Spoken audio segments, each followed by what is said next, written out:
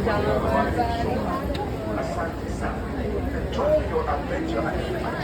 in the very front. For this truck, it's a little different. My second row, we're going to wait for the next one. My first row, we're going to fill in 2 and 2. To ensure a safe and pleasant trip, you should be in good health and free from high blood pressure. Do you want to sit in the front? Yes.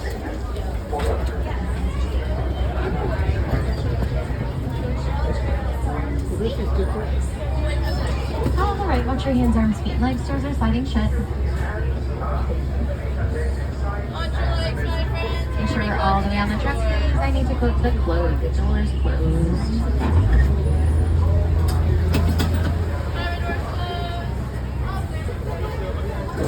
Thank you, Warden. As we say, we're in the runway to ignite. That means let's go. Hello, everyone. My name's Fred. I'll be your guide out here today on the Harambe Wildlife Preserve. While we are together, I need everyone to remain completely seated and to keep those hands, arms, feet, and legs inside the truck at all times. I am actually driving this truck. We do go over lots of rough and bumpy roads. We want everyone to be safe. If you take a look above your head, that is an animal spotting guide. That gives us a pretty good idea of what we can find out on the reserve. We won't be able to see everything based on sleep and migration patterns, but we usually have pretty good luck.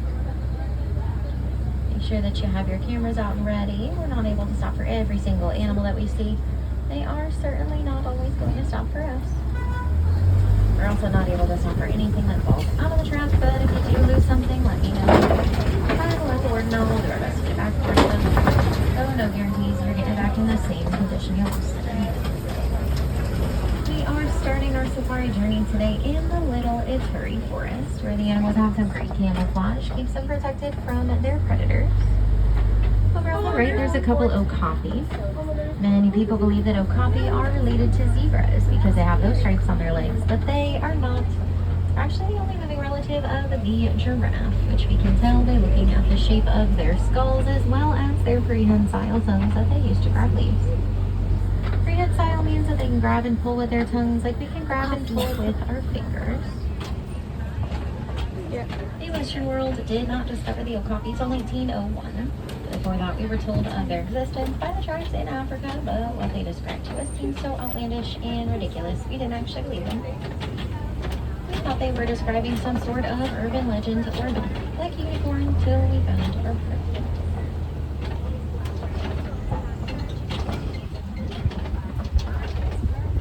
On the hill to the left, all the way by the rock wall, there is a black rhinoceros. They weigh around 3,000 pounds, and they are solitary animals because they're very territorial. Black rhinos are endangered because they're hunted for their horns, which are made out of keratin, same thing you find in your hair and nails. So not really of any use to anyone except for the rhino. You see another one laying in front of this rock wall here.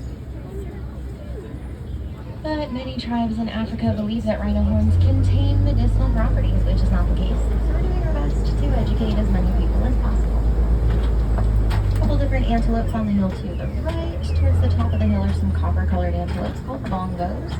They're also known as the ghosts of the forest. They're super shy, so we're lucky to see them today. Both male and female bongos have those backward-leaning horns that help them to get through the thick brush of the forest. In the bushes a little closer to the truck are some tan-colored antelopes called greater kudu. They can stand about 55 inches tall at the shoulder, making them one of the taller antelope species. For female kudu, they don't have any horns, only the males do. Tall black and white birds on the left are saddle-billed storks. Their name comes from the bright yellow saddle shape on their bill. They can stand about 5 feet tall and they use their long legs to wade through the water to get fish and lizards. So they're pretty crawlies that they enjoy eating. You can tell the difference between male and female saddle-billed storks by looking at the color of their eyes. Males have chocolate brown eyes, females have bright yellow eyes.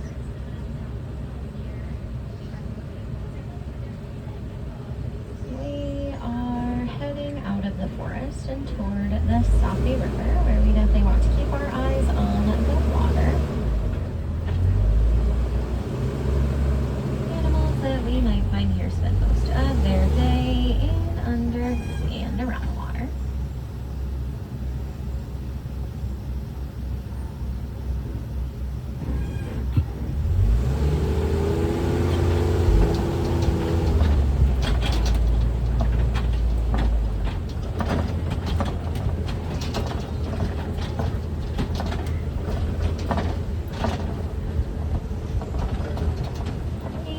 gray white birds over on the right are pink-backed pelicans. Their name comes from the pink color that their backs turn during mating season. It's the skin on their backs that turns pink and not their feathers. They are some of the smaller pelican species, but their wingspan is still about 7 to 9 feet wide. And if you overhead, it's about 9 feet wide to give you an idea of what that looks like. On land to the right are hippopotamus. They spend most of their day in the water, helps regulate their body temperature, usually leaving at sunset, grazing along the banks all night, then returning in the morning for the rest of their day. So pretty cool to see some hippos out of the water during the daytime. They can hold their breath for several minutes at a time. Even if they are sleeping, their bodies go to rise to the surface so that they can get more air. Hippos can swim, but usually they don't. They'll walk or glide along the bottom of whatever body of water they are in. They communicate with each other by wheeze honking, so some hippos will wheeze and then honk, others will honk and then wheeze. But no two hippos have the same wheeze honk. It's sort of like the tone of their voice, that's how they can tell each other apart. The group of hippos is called a float. You can see a few more members of the float on land and in the water by the rock.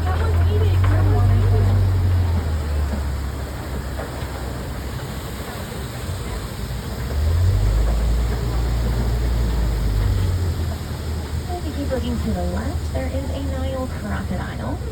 They can grow to be 16 to 20 feet long and about 500 pounds. Once a week, they will eat about half their body weight, but they're also able to go months at a time without eating anything at all.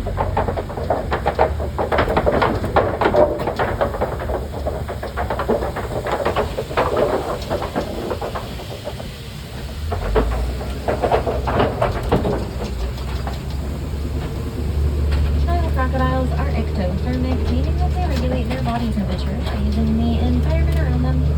So if you ever see crocs with their mouths open, they are not smiling at you, they are just releasing extra body heat.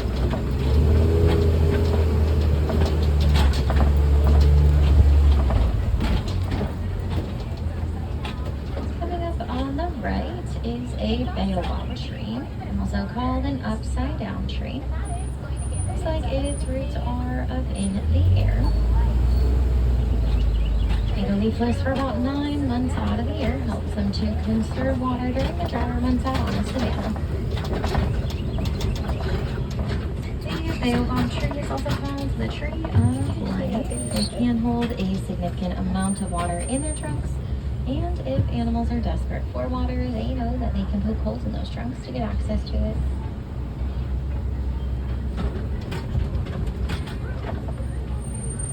Just a moment, we'll be making our way down into the savanna, where we should be able to find some recognizable animals.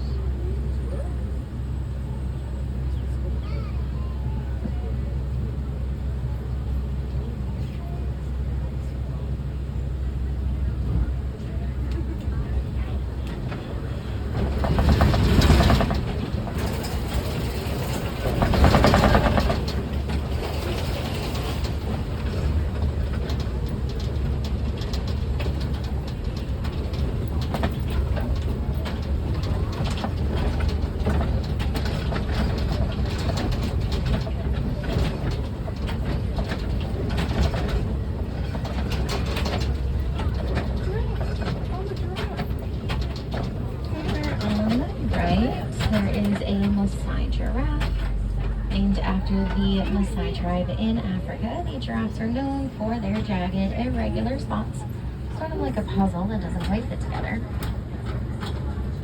They are the tallest land animals, standing between 16 and 20 feet tall, but they have the same number of vertebrae in their necks as humans do, which is 7. They are just much larger than ours.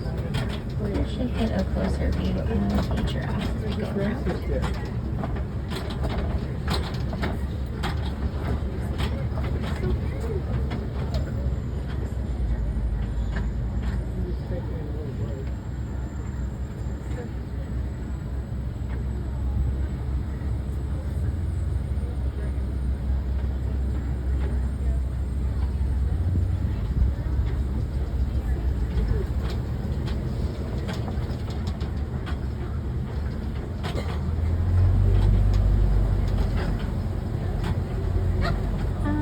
left, by the small leafy tree in the middle, there are some African painted dogs. Their name comes from the unique patterns on their coats. No two are the same, sort of like a person's fingerprint. They are some of the most successful hunters on the savannah. They work together as a pack to have a much higher success rate than even big cats like lions do. The African painted dogs are not hyenas, nor are they related to hyenas. Hyenas are their own species called the Hyenidae, not related to cats or dogs.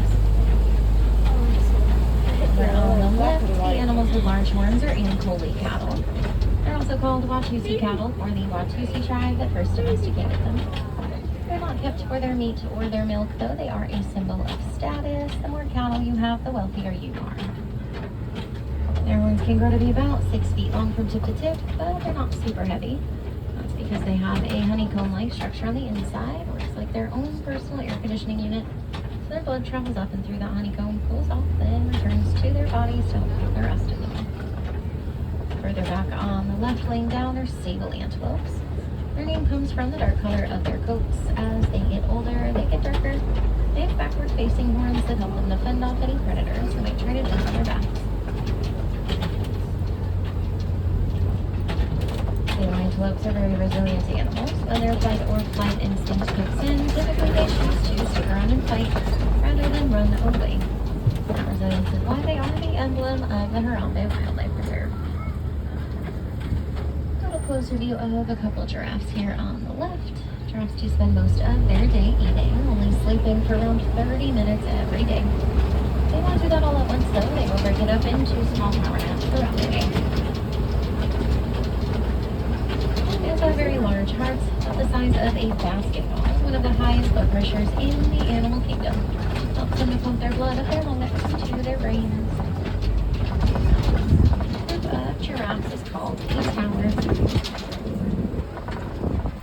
We're on the right, there are a couple Hartman's mountain zebras. They have smaller hooves that help them to climb and travel throughout the mountains.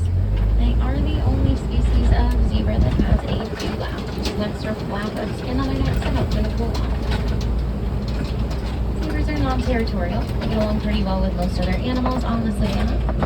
Oftentimes, you will find them with their best buddies, the giraffes and the wildebeests, and that's because the zebras are very smart. You know, giraffes can see threats that may be coming from a distance, and they know that wildebeests run slower than them to get away from those threats. Within an hour of their birth, baby zebras will memorize their mother's stripe patterns so that they know who to go to when they need food. The group of zebras is called a dazzle. Also on the right are wildebeests. They are migratory animals, so they will travel long distances, usually between 500 and 1,000 miles in very large herds, totaling over 1.5 million wildebeests. When they go to sleep at night, it is in organized rows, so that they can get up and move quickly. They sense any kind of threat or danger in the area. Wildebeests are also called GNU, or the Sun Baby.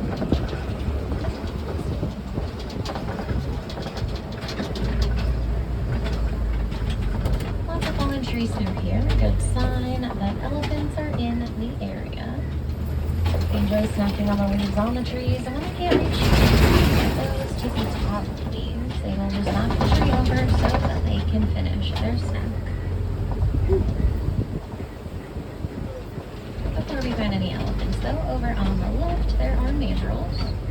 Mandrills are the largest monkeys, most well known for their colorful faces and body wings. My favorite thing about the mandrills is that they have extra pouches in their cheeks so that they can bring their snacks with them everywhere. They are the inspiration behind Rafiki from The Lion King. Rafiki does mean friend in Swahili.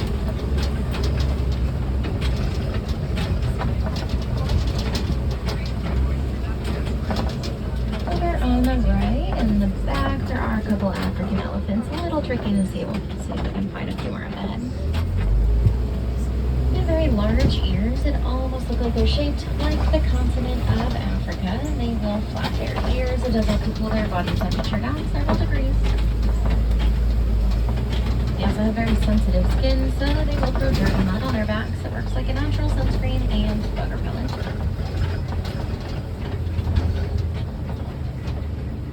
Elephants are losing their habitats to many things, and in losing those habitats, they're getting closer to farmlands. They are trampling through farmers' crops. So farmers are hunting those elephants in order to protect their livelihoods. Through reserves like this one, we have been able to study elephant vocalizations. We have learned that elephants are afraid of bees. So the Elephant and Bees Project was born.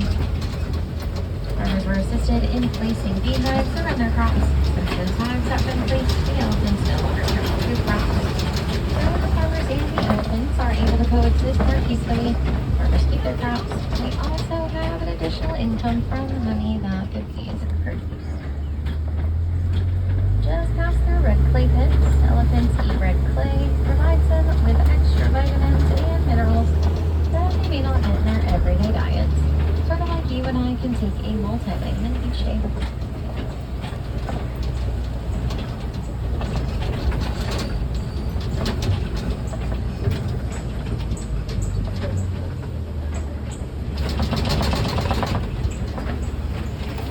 Elephants live in a matriarchy, so all of the females will stick together for their entire lives. Males break off from the herd when they are teenagers, and they'll go off on their own, or they will form bachelor herds with other males. In the matriarchy, the oldest and wisest female is in charge. Usually that means the grandma's in charge, and that's because she has lots of knowledge and experience to share with the rest of her family. Baby elephants are born after 22 months of pregnancy, almost 2 full years. So it does take a very long time for those babies to make their appearance, and it's very exciting once they do. During the day, baby elephants will mingle with and learn from their aunties and their cousins, but at night, mama calls the baby back to her, so that she knows that the baby is nice and safe out of life view.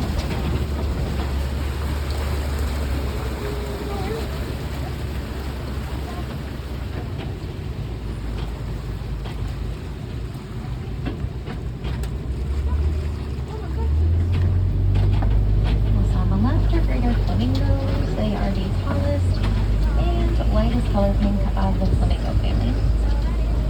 When they hatch, their feathers are gray, but as they grow older and eat brine shrimp that contains beta carotene, their feathers do get pinker.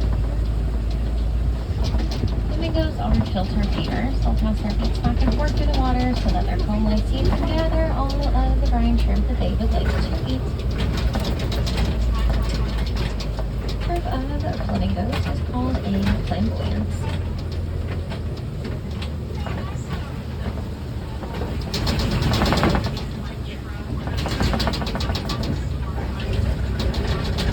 We are entering white rhino country, just like the elephants.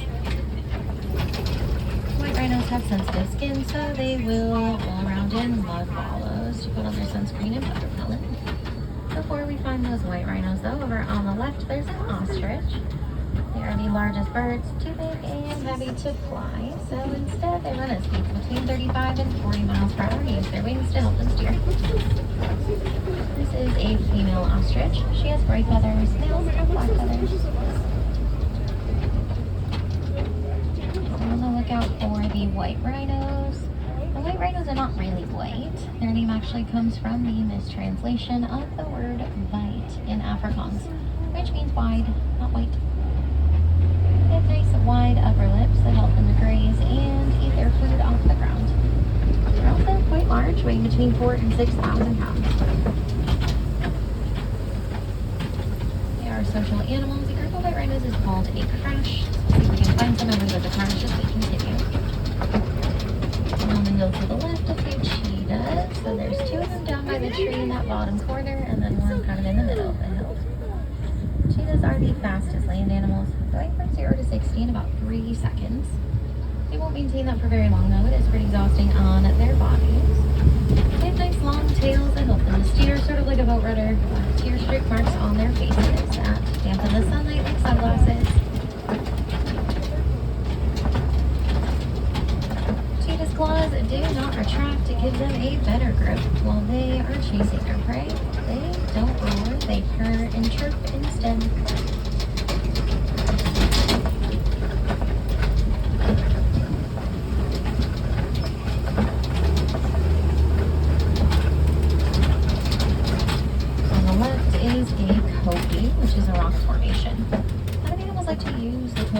provides them with a pretty good vantage point. So predators can look for prey, prey can look for predators. Sometimes we can see lions on the coping. Lions are resting for about 18 to 20 hours every day. Females go out and do the hunting at night, while the males stay back with the rest of the group called a pride.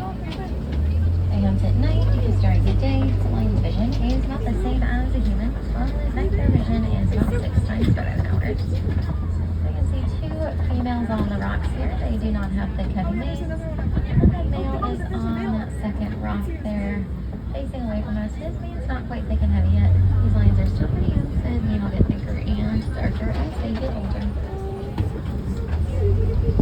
The lion's roar can be heard from about 5 miles away. The Swahili word for lion is Simba, just like our pal from The Lion King.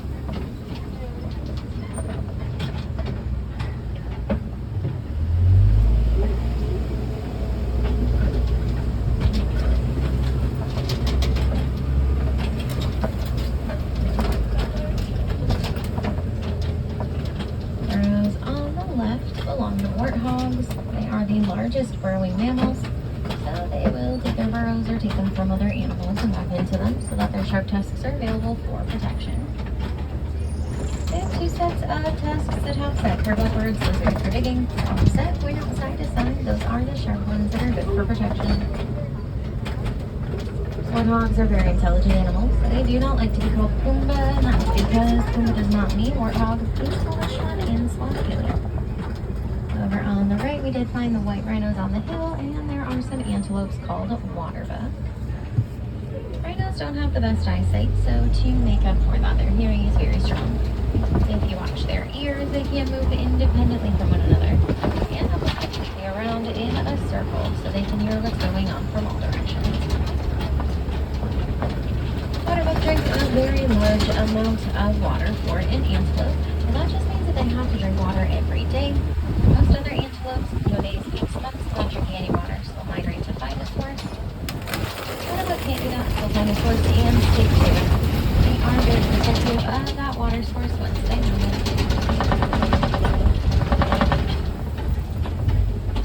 We have made our way to the Gummy Glen, where the wardens have set up their post.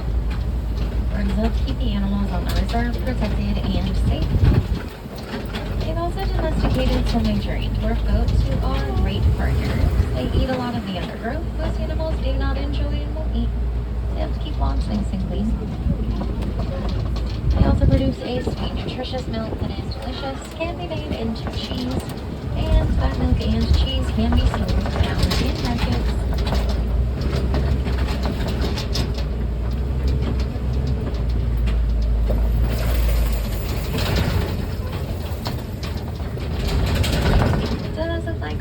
Together is coming to an end. We enjoyed seeing these animals on the reserve. We want to make sure they are around for a long time to come. Doing our part to reduce, reuse, recycle is a great way to start. You can also pick your favorite animal, learn more about that animal, share that information with anyone and everyone who will listen. The more we know about these animals, the more we can help them in their natural habitats.